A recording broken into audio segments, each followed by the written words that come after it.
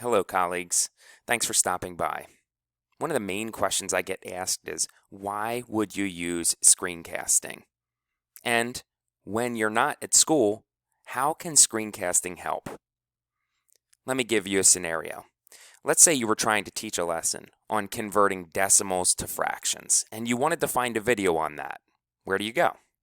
Normally, YouTube. When you check on YouTube, there are so many videos, most of which don't actually teach the skill or the strategy the exact way you want it. So in this case, you could get caught in one of these cycles where you're clicking on a YouTube video, watching it, realizing that it doesn't work, going back, clicking on another YouTube video, watching it, realizing that it doesn't work, clicking on a third YouTube video, watching it, realizing that it doesn't work. It's frustrating. So my suggestion to you is create your own video.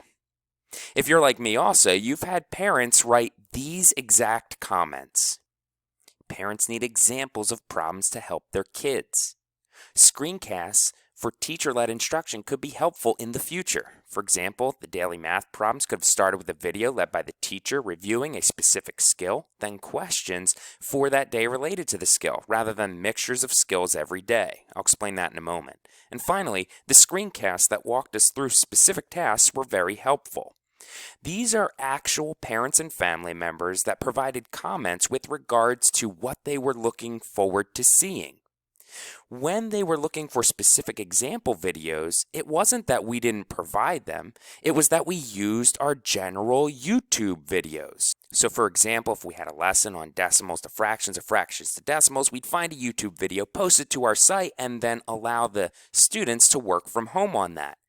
What the parents and family members are asking for are direct teacher videos. That's because they want to hear your teacher, your voice, so that they don't have the arguments at home that say, well, that's not how they taught it to us at school.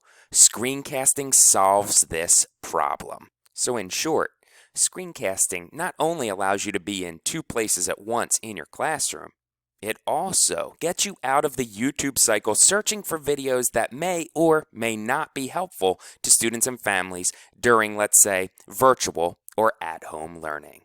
So that's why you use screencasting.